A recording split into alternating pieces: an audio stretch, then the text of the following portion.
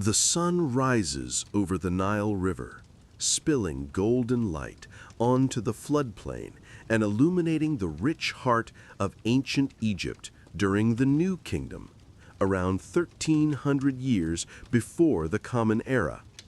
This is not the Egypt of Hollywood myths, but a living, breathing world of families, workers, scribes, farmers, priests, and craftsmen whose daily routines form one of the most advanced civilizations of the ancient world.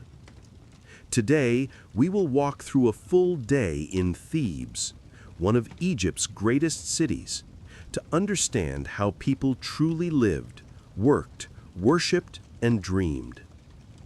Our day begins before the heat sets in. Along the riverbank, farmers rise with the dawn. Their homes are made of mud brick, whitewashed to reflect sunlight. Inside, the rooms are simple: reed mats for sleeping, wooden stools, woven baskets, clay jars storing grain or dried fish, and a small shrine honoring protective household gods. As the morning glow brightens, the household begins to stir.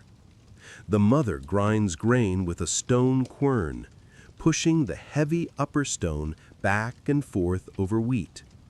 This daily grinding forms a rhythmic background to Egyptian life. She mixes the flour with water to make dough for bread, baking it in clay ovens that release the warm scent of yeast into the air. The children wake quickly. They sleep in tunics during the hot months and rush barefoot into the courtyard where chickens scratch at the earth. They eat dates or figs as a quick breakfast before chores. Their father steps outside, stretching his back and observing the river. The Nile provides life, and its flooding patterns dictate everything. In this season, the waters have receded, leaving behind fertile silt. Today, he will join his neighbors in the fields, plowing soil using wooden tools pulled by oxen. Even though the tools look simple, Egypt's agricultural system is remarkably organized. Workers know exactly where to plant barley, wheat, and flax. Irrigation channels guide water carefully to each field. Nothing is left to chance. Survival depends on efficiency and cooperation. In the city center of Thebes, life is beginning as well. Merchants open their stalls, displaying pottery, sandals, jewelry, baskets, linens, beer jars, and papyrus scrolls. The smell of fresh bread, roasted duck, and grilled fish fills the air. Shopkeepers sweep dust from their thresholds. Fishermen carry baskets of tilapia and catfish from the river's morning catch. A potter shapes clay vessels on a slow-turning wheel. Metalworkers heat copper in small furnaces, skillfully shaping tools and household items.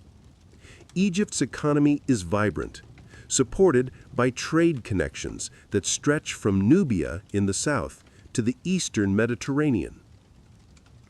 As the city awakens further, scribes head toward administrative buildings.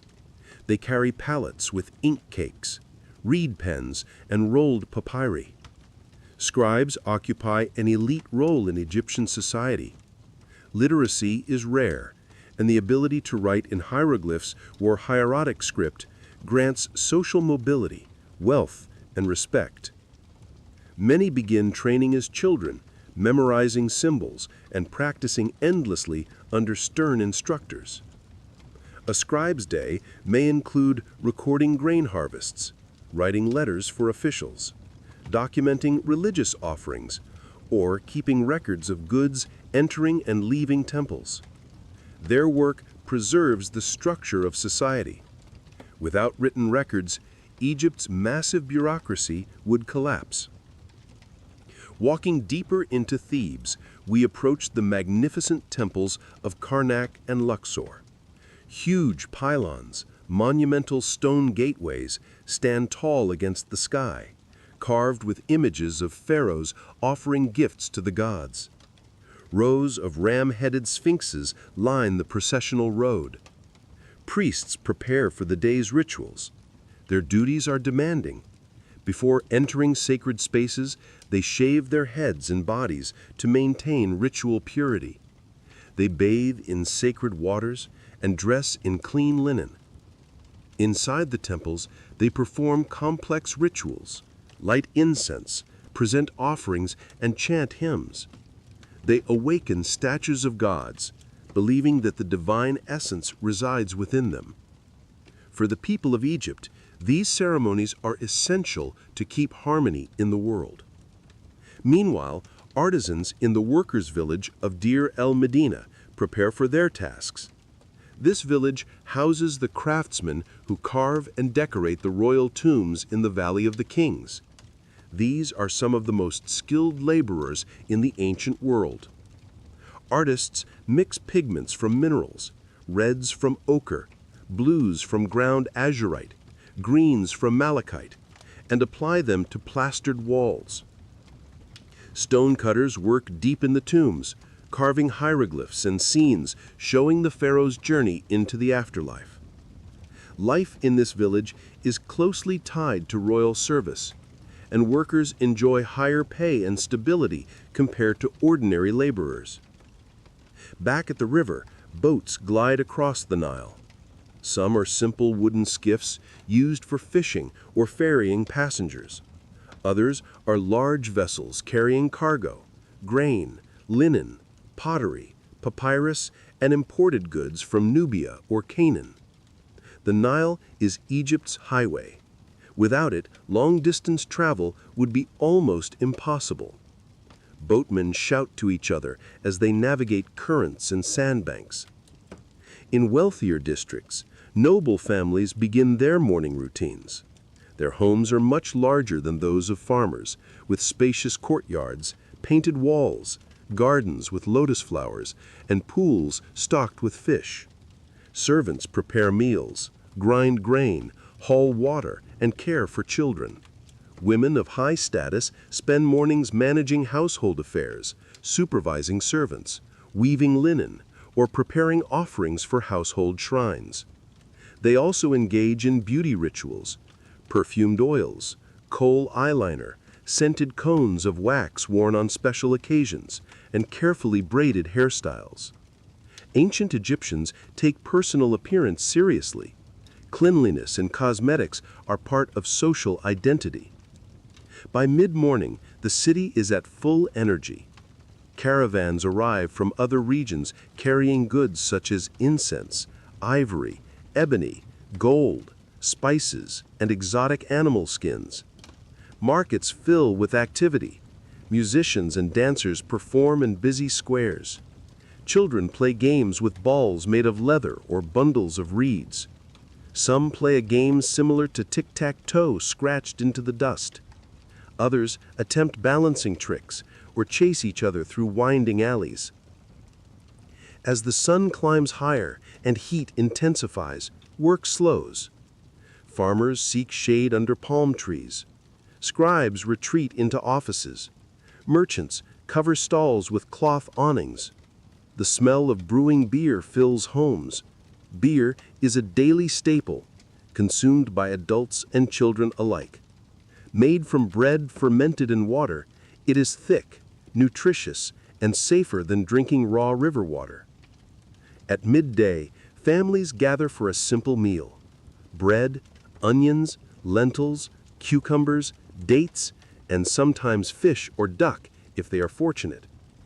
Wealthier households enjoy more variety: roasted meats, fruits imported from foreign lands, spiced stews, honey cakes, and wine stored in beautiful jars sealed with clay. As the afternoon continues, Egypt's professional classes remain busy. Doctors and healers, some trained in specialized medical schools, prepare remedies using honey, herbs, salt, natron, and animal fats. Their knowledge is impressive for the ancient world. They perform minor surgeries, treat fractures, set bones, and use honey as an antibacterial agent. Magico-religious healing also plays a central role. Medical treatments often blend practical medicine with spells and prayers to protective deities like Sekhmet or Thoth. While healers prepare their remedies, craftsmen across Thebes continue practicing their trades with remarkable skill. In workshops scattered throughout the city, carpenters shape wooden furniture, stools, chests, beds, shrines, using copper saws and chisels. Most wood must be imported, since Egypt has few native trees large enough for construction, so carpentry is a respected profession. Jewelers melt gold and shape beads from faience, a bright blue glazed material beloved by Egyptians. They craft necklaces, earrings, and amulets meant to protect the wearer. Each piece often carries religious significance. The Eye of Horus protects against illness. The scarab brings rebirth. The ankh symbolizes life itself. On the streets, incense vendors sell fragrant resins like myrrh and frankincense, prized for both religious and everyday use. Perfume makers grind flowers and herbs together, mixing them with animal fat to create scented oils. Bakers prepare sweet pastries made with dates and honey. These treats are expensive, usually eaten during festivals or special occasions. Nearby, a brewer stirs thick beer mash in a huge clay vat. The smell is earthy and yeasty. Brewing is a household craft for many, but commercial breweries also exist, supplying beer to workers and temples. In many neighborhoods, women gather at wells or fountains to wash clothes, fill water jars, and talk about family events. Household labor is physically demanding.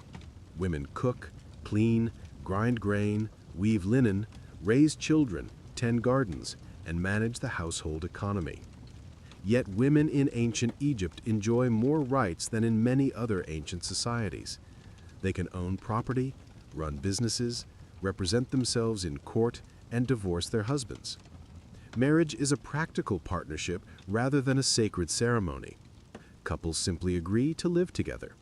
If they divorce, property is typically divided fairly. Children play a significant role in household life. Young girls help with chores, grinding grain, carrying water, caring for younger siblings. Boys often apprentice early, learning trades from their fathers or uncles. Wealthy children receive formal tutoring. Their education includes reading, writing, arithmetic, literature, and moral instruction. School life involves long hours, strict discipline, and repetitive practice. Teachers use wooden sticks not just for pointing at text, but for enforcing obedience. Many surviving student exercises show corrections from strict teachers. By early afternoon, priests continue their duties inside the massive temple complexes. One of the most sacred rituals is feeding the god. In Egyptian belief, gods inhabit their statues, which must be cared for like living beings. Priests enter the inner sanctuary, open the shrine doors, and symbolically awaken the deity. They wash the statue, dress it in fine linens, place golden jewelry on it, apply perfumed oils, and present offerings of bread, beer, meat, fruit, and incense. These rituals ensure Ma'at, the divine order that keeps the universe stable. Egyptians believe that if Ma'at is ever neglected, chaos could return to the world. Around the temples, scribes and administrators handle vast amounts of paperwork. The temple economy is enormous. It owns farmland, herds of cattle and goats, workshops and granaries. It supports thousands of workers, farmers, bakers, brewers, priests, guards, entertainers, and scribes. The temples act as banks, storage centers, and employers. Their records on papyrus scrolls are incredibly detailed, documenting everything from offerings to labor schedules. Meanwhile, farmers in the surrounding countryside prepare irrigation channels. They use shadoofs, wooden poles with buckets attached, to lift water from the Nile into fields. Working farmland is hot, muddy, and exhausting, but it is respected. Farmers form the foundation of Egyptian society. Without their labor, no temples, palaces, or tombs could exist. In the city, the court system is active. Judges hear disputes about land, property boundaries, debt, inheritance, and accusations of theft. Court proceedings are recorded by scribes. Testimonies are given aloud, often accompanied by oaths sworn before the gods. Ordinary people can petition the court directly. Justice is not perfect, but the legal system is surprisingly structured. Punishments vary from fines to beatings, or in severe cases, exile. Execution is rare. The goal is restoring balance, not vengeance. For many citizens, the afternoon is a time of small pleasures. A musician sits under a palm tree playing a lute-like instrument called a lute or a lyre. Children dance for fun, women braid each other's hair, men share jars of beer after finishing their work. A group of young men practices athletic games, wrestling, stick fighting, and long-distance running. Egyptians value physical fitness and consider sports a way to honor the gods. In wealthier homes, servants bring cool water scented with lotus petals to refresh their masters. Noble women apply kohl eyeliner not only as ornamentation, but to protect their eyes from the glare of the sun. Hand mirrors made of polished bronze reflect their carefully arranged hairstyles. They wear linen dresses, pleated or draped, secured with beaded collars and golden clasps. As the sun begins its slow descent, the heat gradually eases. Workers return home with baskets of vegetables or fish. Bakers remove their final loaves from the oven. Markets grow quieter, yet some activity continues. Many craftsmen work indoors under lamplight. In Deir el-Medina, royal tomb workers end their shift. They sealed the day's tools in storage rooms and sign attendance sheets recorded by scribes. The precision of their work is astonishing. Every wall of a royal tomb is planned meticulously. Scenes of gods, spells from the Book of the Dead, stars on the ceiling, and symbolic animals representing protection and rebirth. Back in Thebes, the river becomes animated with life once more. Boatmen ferry passengers returning from errands or work. Fishermen cast nets into the darkening waters. Women wash laundry along the banks, laughing as children splash nearby. Young men attempt to impress others by diving into the Nile or pole vaulting across irrigation channels using long wooden staffs. As shadows lengthen, families prepare for the evening meal.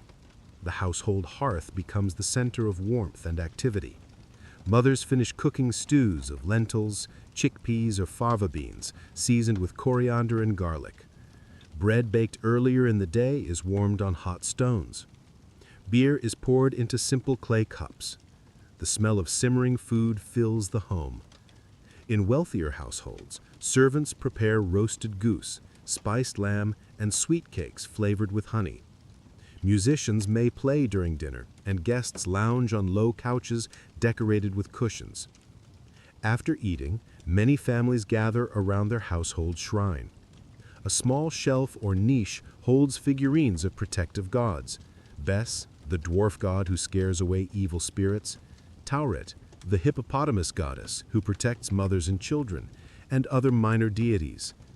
Parents tell stories of gods and heroes. Children listen with wide eyes as they hear tales of Ra traveling through the underworld or Isis resurrecting Osiris. Religion is not abstract, it is woven deeply into everyday life. By dusk, the city buzzes with a different kind of energy. Torches and oil lamps illuminate the streets. The sky glows purple and orange as the sun sinks behind the desert. People relax outdoors to escape the heat trapped inside their homes. Friends gather to share stories. Performers play music in public squares. Some men gamble with knucklebone dice or other gaming pieces. Couples walk along the riverbank under the cool breeze that rises from the water.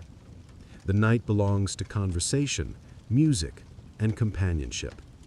But even after sunset, Egypt remains a working society. Temple guards patrol the sacred precincts. Bakers prepare dough for the next day. Fishermen continue their trade. Boatmen navigate the river by torchlight. Scribes in noble households write letters or record inventories long into the evening. For now, the city is calm. But our day is not yet done. As night settles over Thebes, the temperature finally cools, and many households come alive with quieter evening routines. Oil lamps flicker inside homes, casting golden light on walls made of mud brick. Families gather on flat rooftops to escape lingering heat. These rooftops serve as informal living rooms after sundown. People talk, rest, groom themselves, or watch the stars. For Egyptians, the night sky is not just a backdrop, but a living map of the gods. They believe that as the sun god Ra journeys through the underworld in his solar bark, the stars accompany him, guiding his path through danger. Seeing the heavens above is a reminder that the world is constantly renewed. In wealthier households, entertainment continues indoors. Harpists and flutists perform soothing songs. The music is often accompanied by rhythmic clapping or the soft rattling of sistra, sacred musical instruments associated with the goddess Hathor. Dancers, sometimes hired professionals, perform graceful movements mimicking animals, gods, or stories from famous myths. Banquets of this sort are occasions to display wealth and hospitality. Guests enjoy chilled wine stored in cool jars, sweet cakes made with figs, and delicacies like roasted quail. Perfumed oils are offered to guests as a sign of welcome. But most Egyptians live more modestly. Their evening meal is simple and nourishing. After dinner, parents tuck their children into bed on mats woven from reeds. Babies sleep in carved wooden cradles hung from ropes so they can be gently rocked. Household cats curl near doorways, guarding against snakes and pests. Dogs lie beside their owners' beds. These animals are beloved family companions, not just workers. In some homes, mothers and midwives prepare for childbirth, an event filled with both joy and fear. Infant mortality is high, and childbirth is dangerous for women. To protect the mother, midwives recite prayers to Taweret and Bes, hang amulets over the birthing stool, and burn incense to ward off evil spirits. Delivery often takes place in a warm, dim area where women support each other. Men are rarely present. After the birth, the umbilical cord is cut with a copper knife. The baby is washed with water scented with natron salts and wrapped in linen strips. Loved ones gather around to bless the child with hopes for health, strength, and long life. A few days later, the mother resumes household tasks. There is little rest in ancient Egypt. As the night deepens, many citizens participate in small rituals meant to protect the household. Egyptians believed that spirits, ghosts, and demons wander freely after sunset. People recite short protective spells learned from parents or older relatives. These charms are not considered formal religion. Rather, they are practical magic, part of everyday life. Some families place bowls of water near doors to trap evil spirits.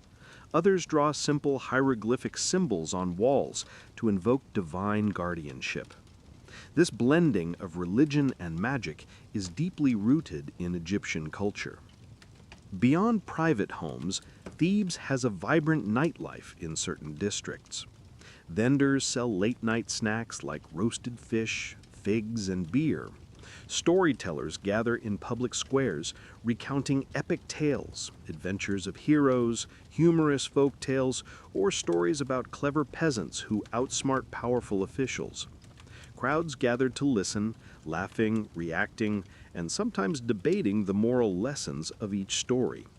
Egyptians love storytelling. It is both entertainment and a way to share wisdom. In taverns, men gather to drink beer or wine, play games, and discuss topics ranging from politics to gossip. Games like Senet and Mayhen are popular and carry religious symbolism. Gambling is common, though discouraged by moral texts. Occasionally, heated arguments break out, and tavern keepers must intervene. but most of the time the atmosphere is friendly and social. While the city relaxes, the great temples never truly sleep. At major temples like Karnak and Luxor, night rituals continue. Priests perform ceremonies meant to support the sun god's dangerous nighttime journey. They chant hymns copied from sacred scrolls, burn incense to purify the temple, and offer food and drink to statues of protective gods. These acts ensure the safety of the world, for if the sun does not rise, darkness would reign forever. The responsibility is immense, and priests take it seriously. Along the river, the Nile becomes a quiet mirror reflecting moonlight. Boatmen ferry travelers returning late from work or social visits. The gentle sound of water lapping against wooden hulls is constant and soothing. Fishermen set out to check traps, catching catfish and tilapia that feed countless families. Some fish are salted and dried for preservation, especially in preparation for long journeys or lean seasons. Further from the city, small villages settle into stillness. Farmers sleep early. Their livestock, cattle, goats, geese, and donkeys are secured in pens or tethered near homes. Dogs keep watch, barking at strangers or wild animals. Without city lights, the desert sky is brilliant. Countless stars glitter above, and the Milky Way stretches like a luminous river across the heavens. Though peaceful, the night is not without danger.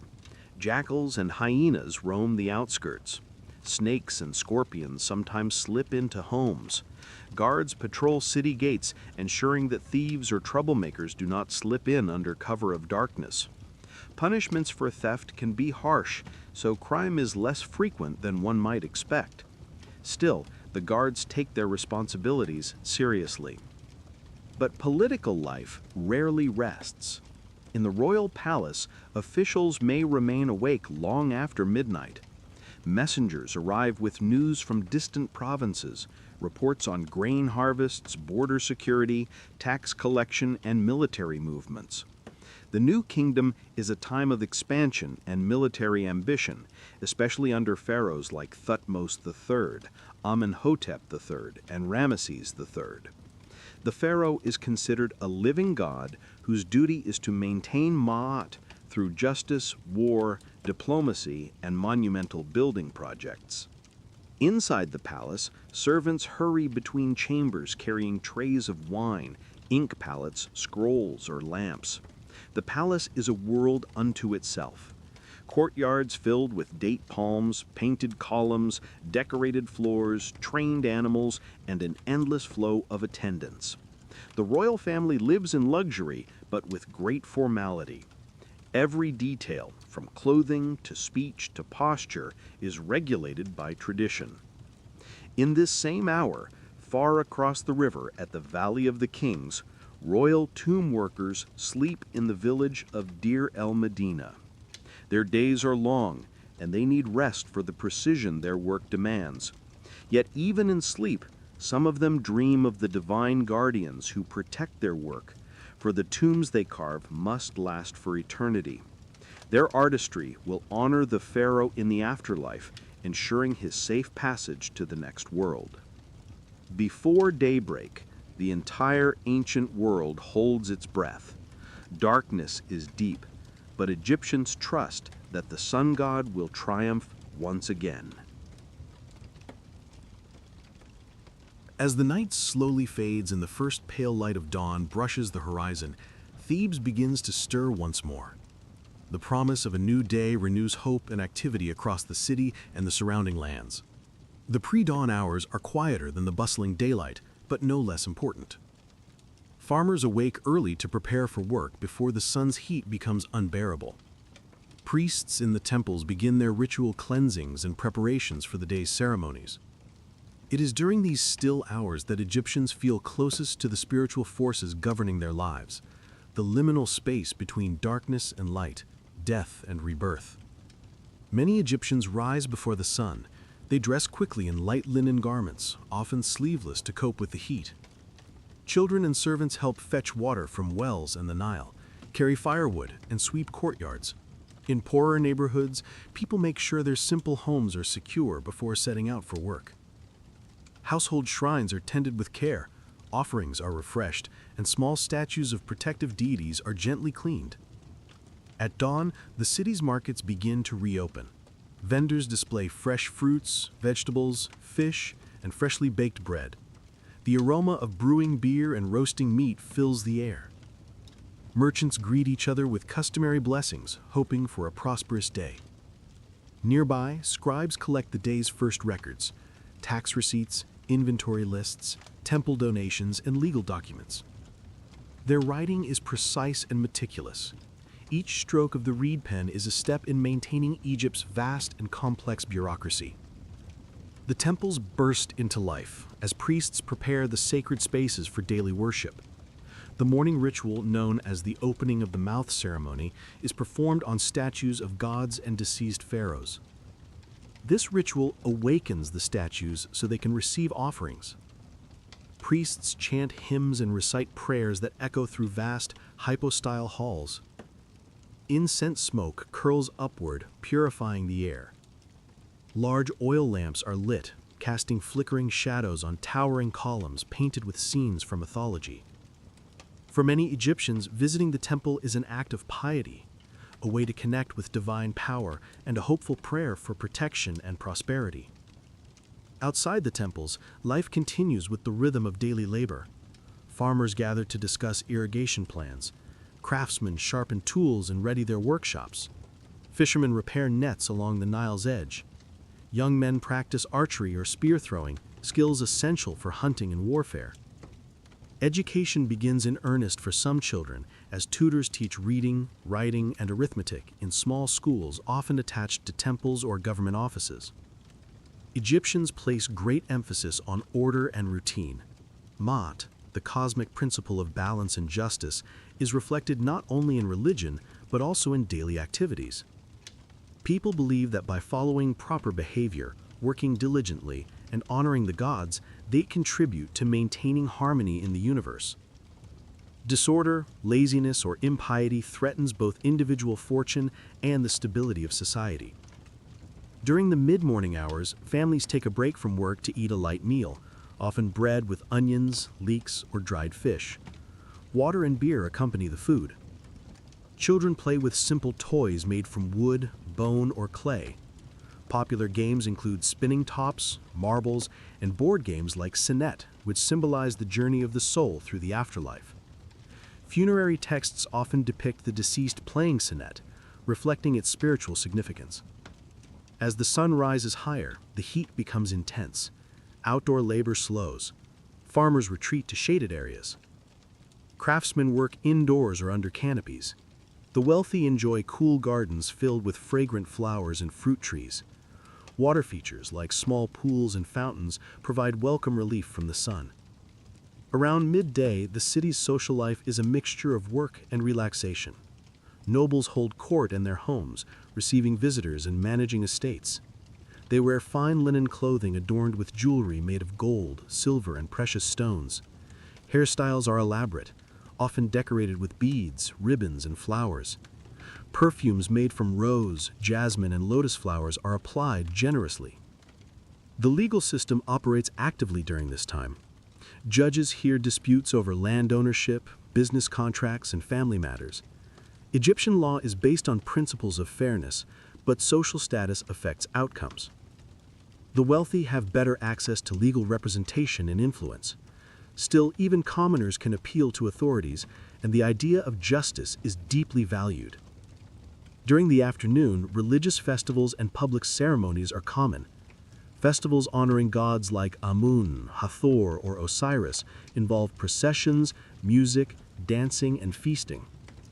People gather to watch priests carry statues of gods through the streets, accompanied by chanting crowds and musicians playing flutes, drums, and harps. Offerings of food, flowers, and incense are presented at temple altars. These festivals are not just religious events, they reinforce social bonds and display the pharaoh's power and benevolence.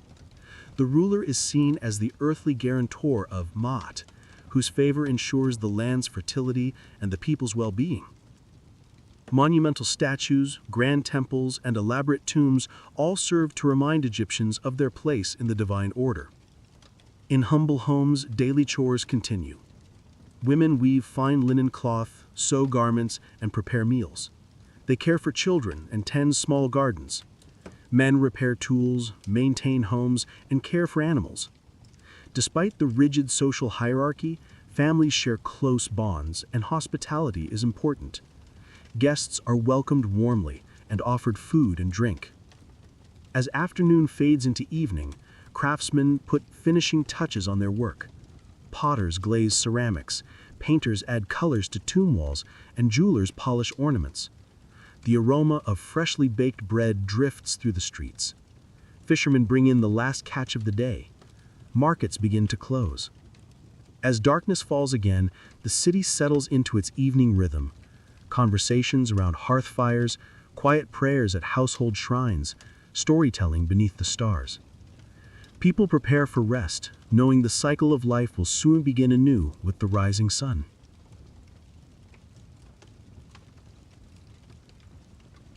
As night deepens once again over Thebes, the city's quieter hours reveal a more intimate side of ancient Egyptian life, moments often hidden behind the grand monuments and religious rituals. These hours belong to family, community, and the private hopes and struggles of everyday people. Within homes, stories and songs are shared, passed down from generation to generation. These tales connect listeners to their ancestors and gods, offering lessons in morality, bravery, and wisdom. Music, often played on small harps, flutes, or percussion instruments, accompanies these stories, filling the room with a gentle rhythm. Such gatherings reinforce social bonds, nurturing a shared identity and belonging. Marriage and family formed the foundation of Egyptian society. While formal wedding ceremonies as we know them today were uncommon, couples publicly declared their commitment. Marriage contracts sometimes existed, especially among wealthier families, detailing property and dowry arrangements. Men and women were expected to be faithful and responsible. Divorce was permitted and could be initiated by either party, though social expectations often encouraged couples to remain together for the sake of children and family honor. Women, while often confined to domestic duties, could wield considerable influence within their households. They managed resources, arranged for children's education, and maintained family shrines. Some women held religious titles, such as priestesses or musicians serving temples, granting them status and respect. Royal women, including queens and princesses, exercised significant political power, often acting as regents or advisors. Childhood in ancient Egypt was a time of learning and preparation. Boys learned trades from their fathers, or entered formal schooling if their families could afford it. Girls were educated at home, focusing on domestic skills, but sometimes also learning to read and write. Children were cherished, but life was precarious. Infant mortality rates were high, and illnesses that seem minor today could be fatal. Parents often prayed fervently to gods like Bes and Tauret, hoping for protection and health. Death was a constant presence. Funerary rituals, beliefs about the afterlife, and tomb construction shaped daily life. Egyptians believed in an eternal journey after death, where the soul faced judgment. Successful passage required moral purity, proper rituals, and offerings. Families worked diligently to provide coffins, amulets, and spells from texts like the Book of the Dead. Tomb paintings were not mere decoration, but vital spiritual tools guiding the deceased safely through the underworld. In some neighborhoods, the lower classes lived in crowded quarters with fewer comforts. Their homes were smaller, often a single room shared by extended families. Work was hard and unstable, relying on daily labor in fields, workshops, or as porters. Yet even here, community thrived. Neighbors shared food, helped care for children, and celebrated festivals together. Egyptian society was hierarchical but interconnected. At the top stood the pharaoh, the living god, whose power was absolute yet supported by an intricate bureaucracy. Nobles and priests enjoyed privileges, wealth, and education. Artisans and scribes formed a respected middle class. Farmers and laborers were the backbone, sustaining the economy and food supply. Magic permeated all levels of life. Amulets, spells, and rituals were used to protect health, ensure fertility, promote success, and repel evil. Magicians and healers combined practical knowledge with religious faith, often serving as advisors to all classes. Magic was not superstition, but a legitimate and vital part of the ancient Egyptian worldview. In the royal court, the pharaoh's day was filled with ceremony and governance. The ruler presided over religious rituals, met with officials, planned military campaigns, and commissioned massive building projects. The palace was a center of political power and culture, reflecting the grandeur and complexity of New Kingdom Egypt. Craftsmanship reached astonishing heights during this period. Artisans created exquisite jewelry, delicate glassware, detailed statues, and intricate tomb paintings. Many works were made for the afterlife, designed to provide comfort, protection, and prestige beyond death. Despite the structured society, Egyptians enjoyed leisure activities. Hunting and fishing were popular activities, combining sport with sustenance. Board games, music, and dance provided entertainment. Festivals punctuated the calendar, offering respite from labor and opportunities for communal celebration. As midnight approaches, the city rests but remains vigilant. Guards patrolled temple precincts and city gates. The Nile flows silently, a lifeline beneath the stars. Egyptians trust that with the coming dawn, life's cycle will continue. Work, worship, love, and community blending into the timeless rhythm of their world.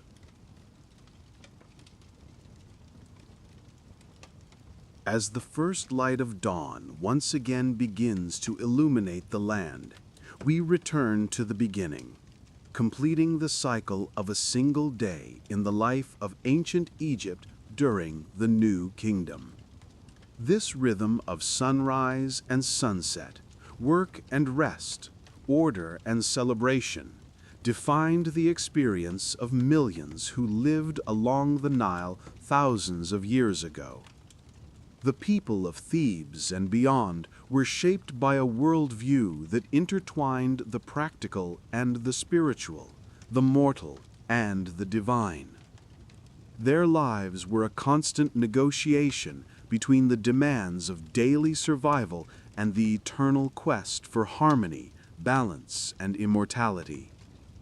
We have walked beside farmers tilling rich soil, craftsmen fashioning tools and treasures, scribes recording the pulse of the kingdom, priests tending sacred fires, and families sharing food and stories beneath the stars. We have glimpsed the splendor of temples and palaces, the laughter of children, the fears surrounding childbirth and death, and the quiet magic woven into everyday life. The New Kingdom was a time of great power and cultural flourishing. Pharaohs expanded borders, commissioned towering monuments, and fostered art and religion that continue to captivate us today. Yet beneath the grandeur lay the simple human rhythms of waking, working, loving, praying, celebrating, and dreaming. What can we learn from this ancient world? Perhaps that life, no matter how distant in time, shares common threads: community, faith, creativity, and resilience. The Egyptians remind us that history is not just about kings and battles, but about the lived experience of ordinary people whose daily acts build civilizations. As the sun rises once more over the Nile, we leave behind the bustling streets, sacred temples, and quiet homes of Thebes. But the echoes of that ancient day remain alive in the stones, scrolls, and stories they left behind. Their legacy invites us to reflect on our own place in the ongoing story of humanity.